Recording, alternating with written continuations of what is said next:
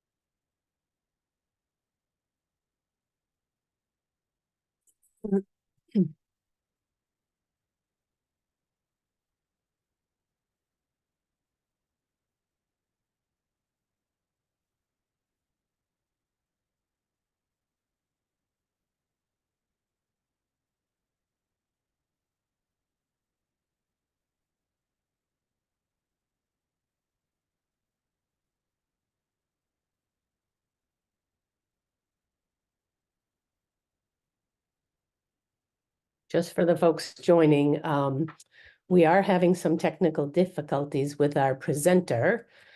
We might start a couple of minutes late, but hopefully we're working on it right now. Hopefully it's going to work out. Thank you for your patience.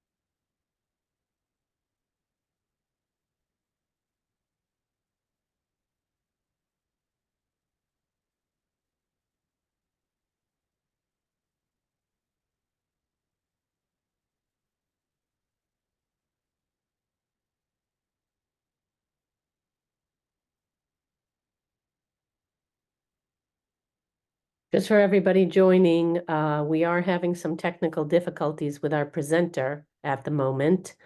Alan's having a hard time connecting. So I'm going to give it a few more minutes. Hopefully we'll get everything sorted. Thanks for your patience.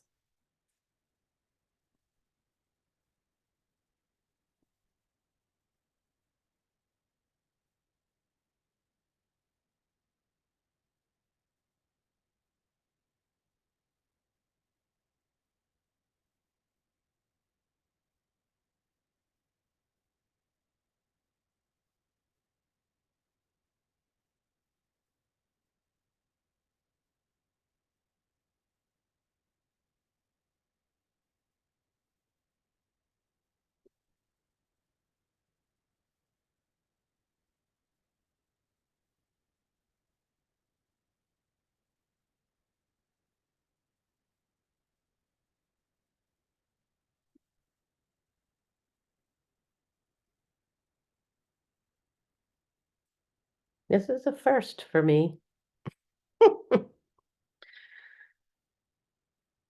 Okay. We are talking on different methods of communications, just trying to get him logged in.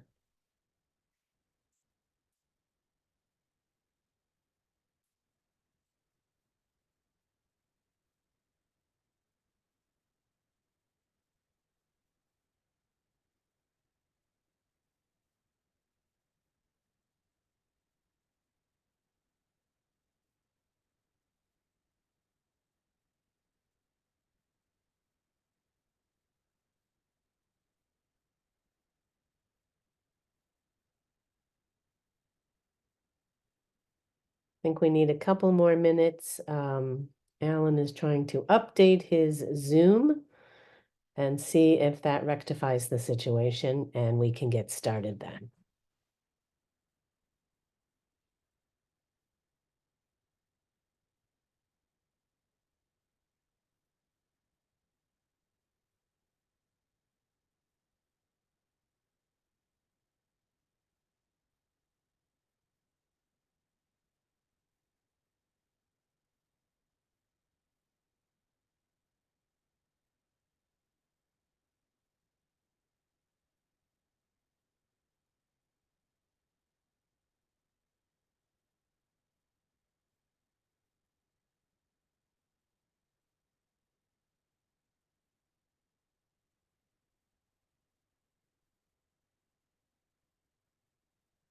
For those of you that are just joining now, we are having some technical difficulties.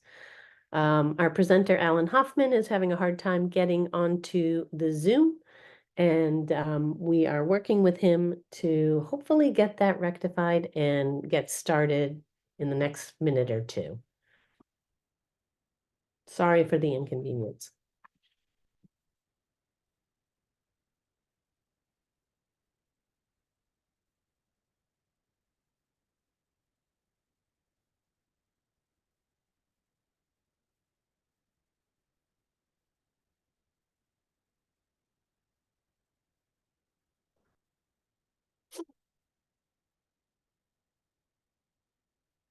Oh, here we go. Alan, you're there. Can you hear us? He's just joining the audio now. Okay.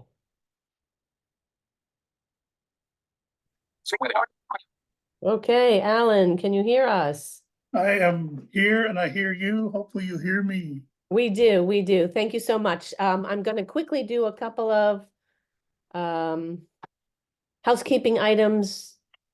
Just so everybody knows, the session is being recorded and we'll email everyone the recording after the event. We do have captions available, so feel free to use them as needed. Hopefully we'll have time for live Q&A. There is a Q&A box. Put your questions in there. I will monitor them for Alan. And hopefully we'll have time for answering questions at the end. If we don't, because I know we're a little bit starting short, we will take down the questions and get the answers to you. So today our webinar is Demystifying Section 508 and Section 752.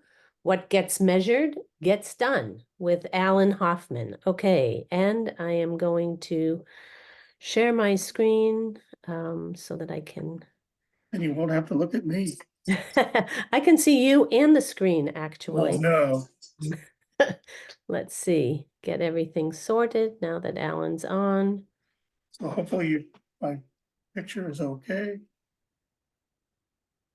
Yep. Okay. I think everyone can see my screen. Can you see my screen, folks? I hope so.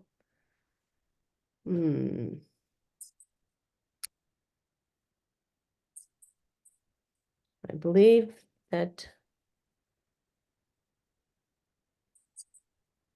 people should. There, my framed better now. Let's see, what do we have here? Okay, everybody sees the screen. They're seeing the presenter screen instead of the presentation. Let me see if I can fix that.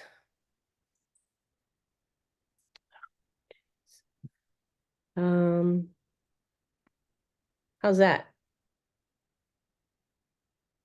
Perfect. Thank you, Eric. Okay. Alan, please get started. We're on the title page. All right. I cut off the top of my head. Oh, no. Okay, we see you. There you go. Okay, let's just go to the next one after the title. So what we're going to talk about, Section 508 background and compliance measures.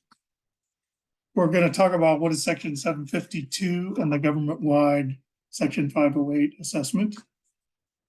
We're going to talk about the recent assessment of results, at least sort of in the big picture.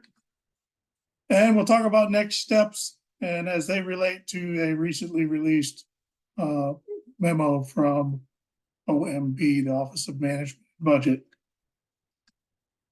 And we'll talk about how TPGi can help if you need it.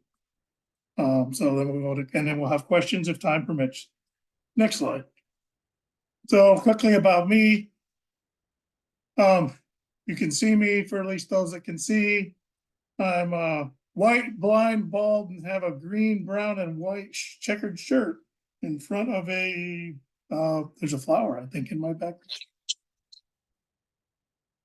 But beyond that, I have 25 years of full-time digital accessibility work, 30 years of federal employee, let's see, 19 or something like that of them were as a full-time digital accessibility person. I've contributed to WCAG standards as well as the DHS trusted tester process and the Section 508 standards. And I'm currently supporting a federal agency for TPGi. Next slide. So we'll start on Section 508 background and compliance measures, and I'm hoping that some of you at least have some familiarity with 508, because this won't be a very in-depth piece. So it was enacted clear back in 1998. It's been, 26 years. It's a long time. It's located at 29 USC 794D, and it applies to federal agencies when they procure, develop, use, and maintain information and communication technology, which is a huge scope. Basically, it requires that federal agencies must provide comparable access to information and data to persons with disabilities as that provided to others. And that primarily falls on electronic and communications technology, including websites, web apps, all kinds of things, documents, laptops, printers, copiers, phones. So let's go to the next one. So what has the government been doing since 1998 about measuring compliance? They put it out, but is anybody doing it? So the first Section 508 assessment was done in 1999, and I actually worked on it. And all they tested was a few parts of web pages, of course, with no consistent test process or anything, but people did report some information. And it turned out that it was very low. So before we jump right into the assessment, I skipped ahead a little. The U.S. Access Board is in charge of developing and maintaining standards that support the Section 508 regulations. Department of Justice and now the Department of General Services are responsible for conducting compliance assessments. And the General Services Administration is sort of in charge of as the lead of the federal Section 508 activities. They drive education and adoption of appropriate things for each federal agency. Each federal agency generally has a Section 508 program manager or coordinator, as they used to be called, but often the definition of the roles and responsibilities and authorities are either not defined or insufficient. So we'll go to the next slide. It's background and compliance continues. So the standards were updated in 2018. I worked on that update for 12 years with the Access Board when I was working at Department of Homeland Security. Alan, I'm sorry to interrupt you. I got a bit, I thought you were talking about, I'm not sure we're on the right slide. Which slide would you like me to be on? What is the title? It should be 508 background and compliance measurements, and it's either 3 or 4. Yes, so the slide that first says bullet. what is section 752 is not yet, correct? No, we're not there yet. Should be section 508 standards were updated in 2018, should be the top bullet. Oh, geez. None of those really start with that. We have one that says enacted in 1998. Keep going down, next slide. And then the US Access Board develops and establishes the section 508 standards is the next slide. Keep going down. The next one is 752. Oh, I don't know what happened to that. Well, I'll just go over this and I'll tell you when we get to 752. Okay, sounds good. So standards were updated in 2018. I worked on them. The revised standards rely on the web content accessibility guidelines for most electronic interfaces.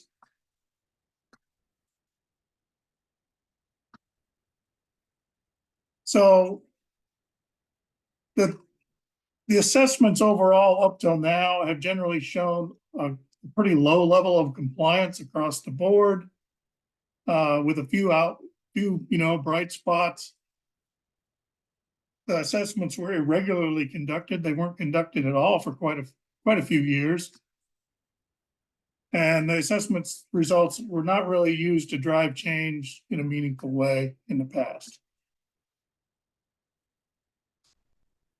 The surveys do tend to focus on how is information and communication technology acquired, developed, used, and maintained. And a big problem with past Section 508 compliance assessments has been inconsistent interpretation of the standards and what they mean, and then you get different responses because of different interpretations. So now we're at the 752 slide, so I don't know where some of my content went, but we'll worry about that some other day. Okay. So there is an increasing focus from Congress on digital accessibility. There have been some Senate and some other hearings and reports, and the White House has been increasingly paying attention to digital accessibility over, let's say, the last 4 or 5 years. Section 752 is part of Budget Act, and it included a requirement more focused for making sure that Section 508 compliance is measured more regularly than it has in the past, among some other things. And then in December, so that came out in December of 2022, I think, as part of the large budget deal. And it did spur on quite a bit of activity at the General Services Administration and others. So let's go to the next slide.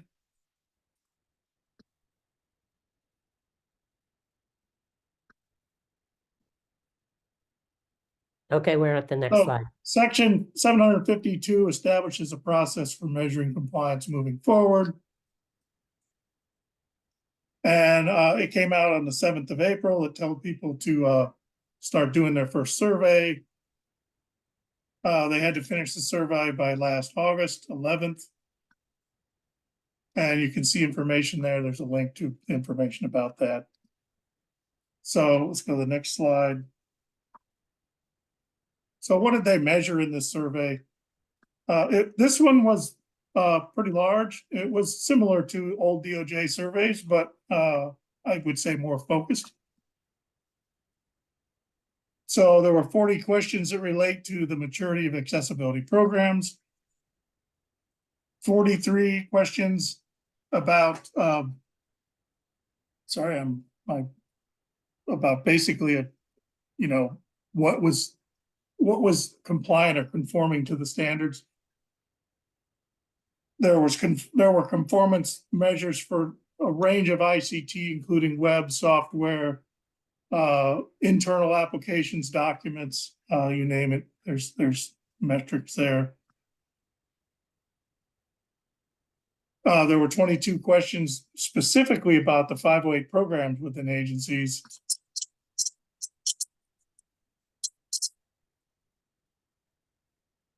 Things that they ask about programs included staffing levels, interactions with life cycle and things like that to understand, great, you have a program, what are they doing? So we can go on to the next slide, assessment results. Overall, Section 508 compliance was found to be pretty low across the board again, which isn't a real surprise for a lot of folks working in this. As it says here, 75% of them were found to have low average compliance. There's some more information here that I'm going to try to skip through because time. Policies and procedures were lacking in many agencies, and one of the things that's been a mantra is policies and procedures drive a lot of things in the government. Program resources are low. And there's a link there for the full report, which is enormous. But if you really want to dig into it, it's there.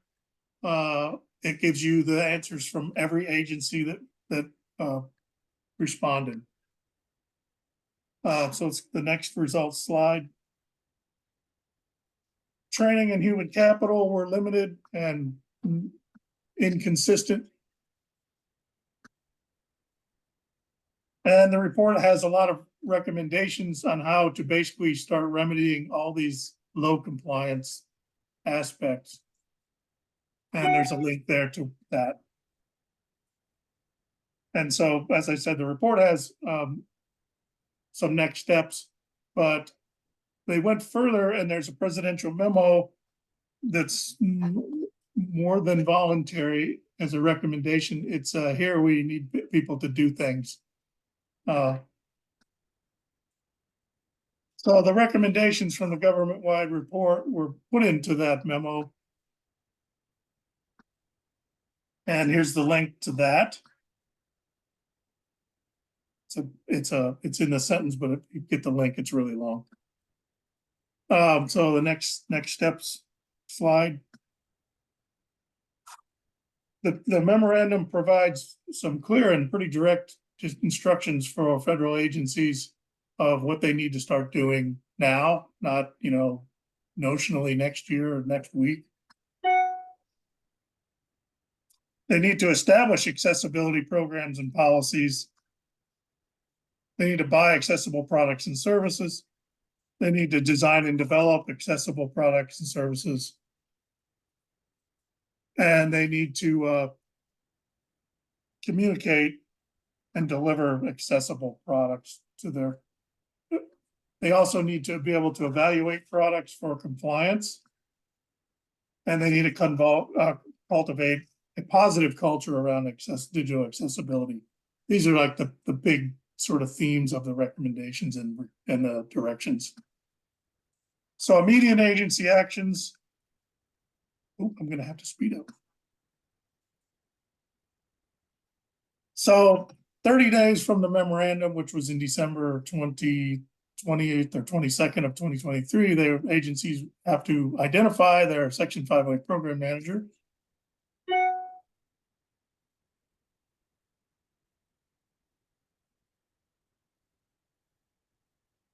So agencies need to review, update, and basically acknowledge that they have digital accessibility statements on their public-facing websites.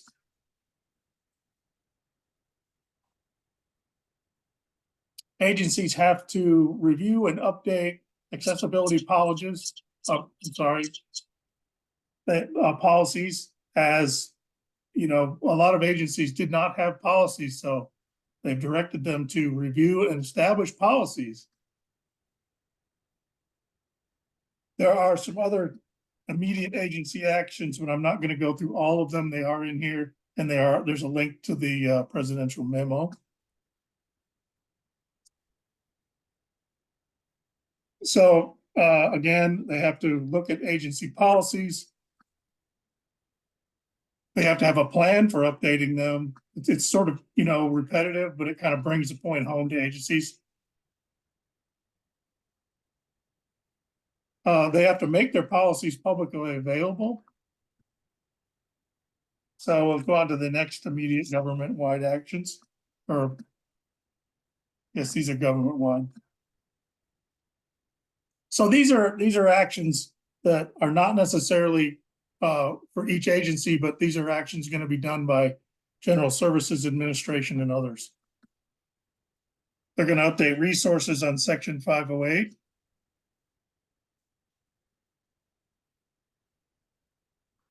They're going to explore with the Access Board establishing a place to keep accessibility information for products. This has been a theme that's been discussed for years and just always seems to have a problem getting done.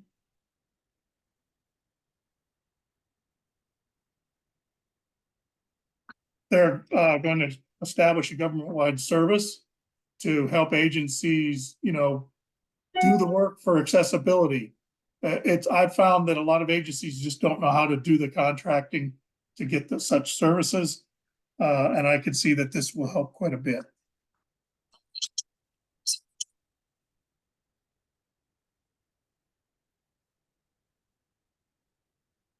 They're going to establish some position descriptions. Forward with the slide, Alan, should I move forward? Yes, I think so. Okay. I know Anthony had put some slides and I didn't get them into my notes. They're going to look at some updating some accessibility professional certifications as applied to Section 508 program managers, basically trying to make sure that program managers actually have the skill set to do the job they've been given. This is some more immediate, and I think this may be the next slide, but immediate government-wide actions.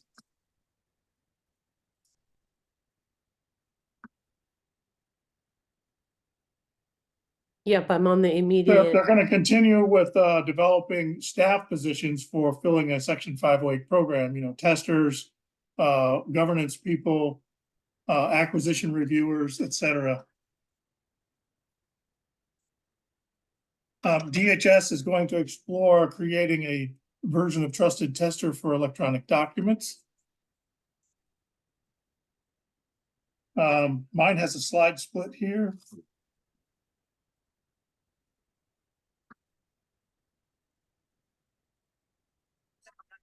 They're going to explore something about providing a government-wide method for aiding agencies in obtaining assistive technology. And this one seems to be a bit of a mystery to me because there's kind of a program for that already, but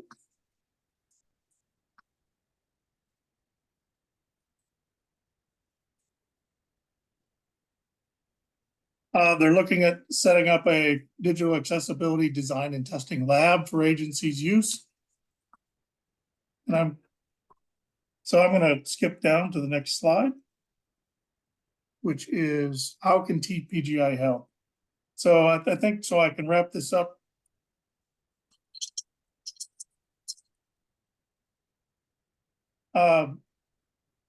Just to wrap it up a little, these are a lot of recommendations that people have discussed for years. And in at least my personal opinion is I think it is just outstanding that the GSA and others who worked with OMB have managed to get these put out as a presidential memo. And I can't speak to the DHS documents. Trusted tester, I know it's certainly feasible because the processes are already pretty well developed and the trainings are very well developed. How they'll go about doing that, I can't speak to because I don't work there anymore. But ACRs for documents certainly can be done. It's the same.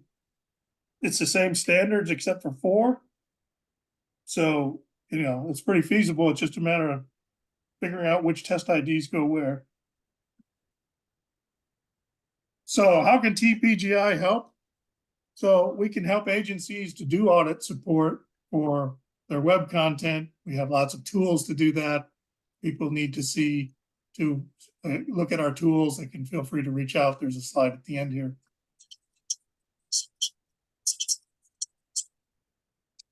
We can help agencies collect their data because the assessment is every year, and it actually takes a lot of work to collect it in agencies of any size. So we have personnel that can help organize and collect that data to respond to the survey. We can help them do analysis on their data, and we can do things also. So we can help them do policy and strategic planning for accessibility. That's what I do. We can help agencies better connect with their customers with disabilities through a program called JAWS Connect, where accessibility SMEs are available within the help desk environment, and they get feedback on their websites. Here's the problem, here's what we found. So we have that capability. And we can help people with integrating accessibility into their acquisition requirements, establishing repeatable accessibility evaluation procedures. Put it down to for the list of things that are recommended for those immediate agency and government-wide actions. TPGi can help with pretty much the full range. So the last question slide, I know I ran out of time. I apologize. No, we have plenty of time. We have plenty of time, Alan. So if there's any questions, sorry I had to kind of rush through, but I think the big thing is that we're moving forward from assessments that aren't really, the data isn't used, to assessments where the data is being used and shared, and then actions are being pushed to agencies based on that data. So we're moving more towards a data-driven approach to making government-wide accessibility decisions and investments, and I think that's a good thing. We do have one question in the chat, and if I can ask people to put the questions in the Q&A, it's easier for me to see them. But there is one question in the chat, and it says, Austin is asking, is there a resource that would help keep up to date on all the updates around accessibility? Well, I don't know. I'll take that as far as a scope. Around the government side of 508 and accessibility, you can go to section 508.gov is probably the best resource. I don't know. I don't think there's one resource that I'm aware of that would cover every single thing on the planet. But as far as the government side, that's where I would go with section 508.gov. Great. And of course, TPGi.com. Yeah, of course. We have another question from Rick. Do you see the federal government requiring training certifications for federal contractors and vendors? What is available besides DHS Trusted Tester and IAAP certifications? Those are the only two, using the word certification, I would recommend. There are other comprehensive sets of trainings, but I wouldn't call them certifications, and they don't call themselves that. And the difference is the level of the exam. So right now, I'm only aware of those two certifications. There used to be some certifications out of CSUN around assistive technology, and they still may be doing those, and they are not bad certifications. I actually have one of them from a long time ago. But I do see the government moving towards requiring more certifications. it's sort of a basic thing of establish some baseline knowledge for the people you're hiring to do the work that you need. You know, if you need trusted tester testing done, then you're going to need trusted testers. So I'm going to say, I don't know if the other agencies are going to be moving forward. I see a lot of job positions open for people with certifications. So I'm going to say that yes, it's picked up, but no, there's not a lot more variety of certifications that I'm aware of. Okay. We have some time, so if anybody has any additional questions, please put them in the Q&A box, or I am also trying to monitor the chat. If you're in a government agency and you want to, if you haven't seen the memo from the White House, you can look in the link in the slides. I would recommend looking at those, you know, immediate actions, because in those things probably will be coming to an email near you soon. I found it interesting to see that it came out right before Christmas, and then where I'm at, the emails finally started arriving about 2 months later. So every agency's rate of percolation will differ. Right. And I think my email's on the end there, ahoffman@tpgi.com. If anyone has a question or wants to know about services, then I can connect you with the right people at TPGi. Yep. And for sure, if anyone else is interested in or has additional questions, you can always write to ida@tpgi.com or info@tpgi.com. I'm thinking we don't have any more questions. It's such exciting material that there's no questions. Katie Whitelaw said, thanks so much. I hadn't heard about section 752 before this webinar.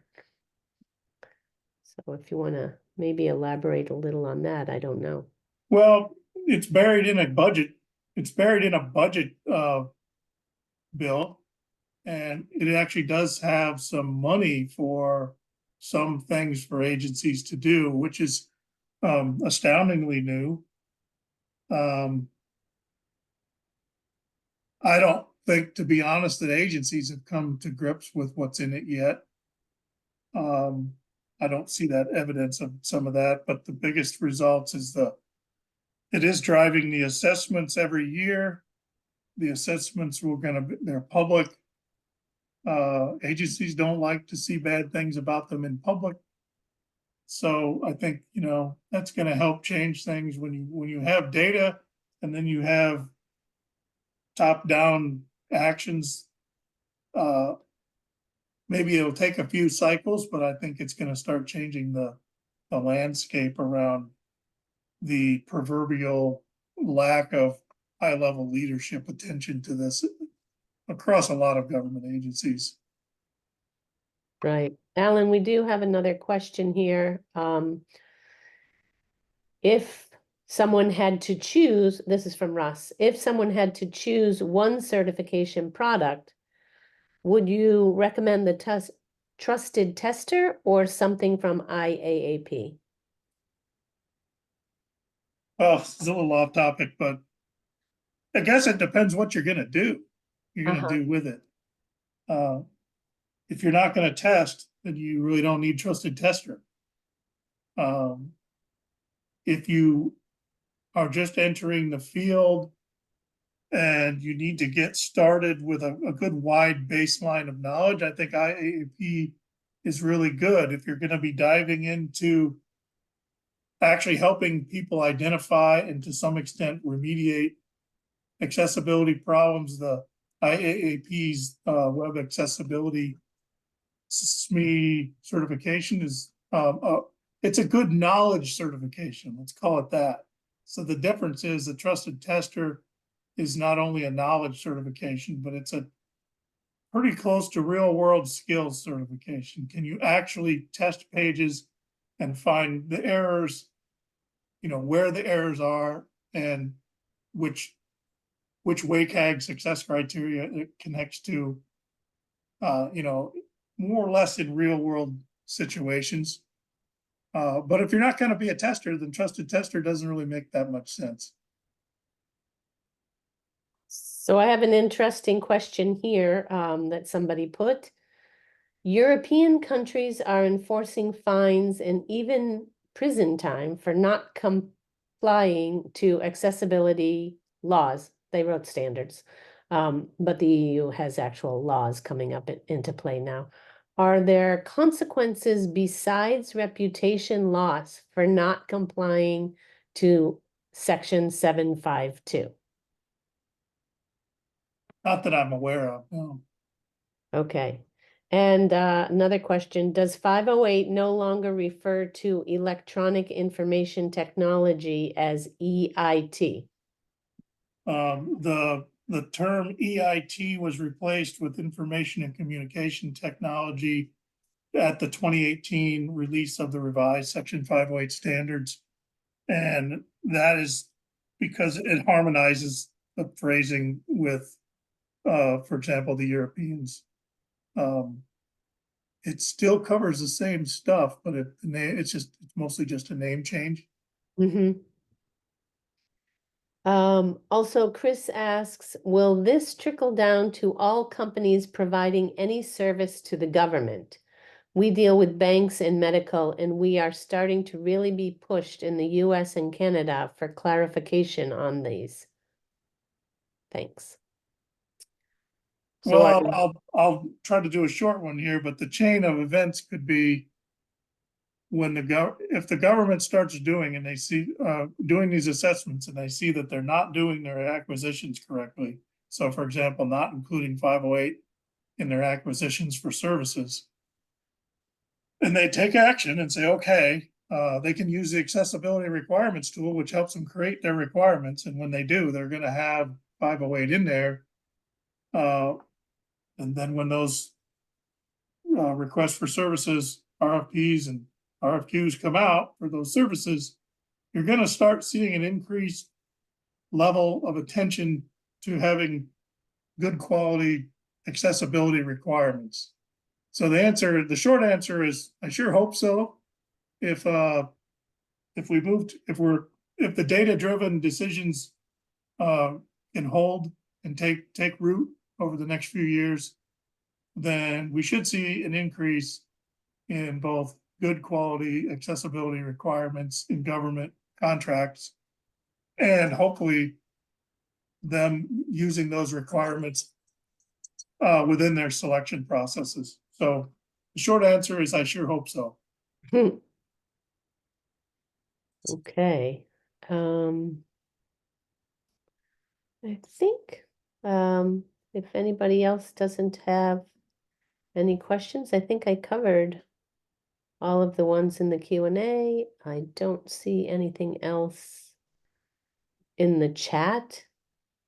So yeah, I think we're good. Thank you so much for joining our webinar today. Sorry for the short delay at the beginning, but we got it all sorted. Really appreciate your patience. And like I mentioned earlier, if you have any questions, feel free to reach out to info@tpgi.com and we will get back to you, set you up with an account manager to talk about our tools and services further. And if you're looking for TPGi at CSUN there, you can find us there. Oh, right. Yes, of course. I should have said that. Thanks. We will have a large presence at CSUN this year, so come by our booth, attend our sessions, and introduce yourselves. Rick Alrighty. Gordon says, thank you, Alan. You Yep. got a lot of thank yous in the chat as well. Yep. Okay. Thanks, everybody. Have a great day.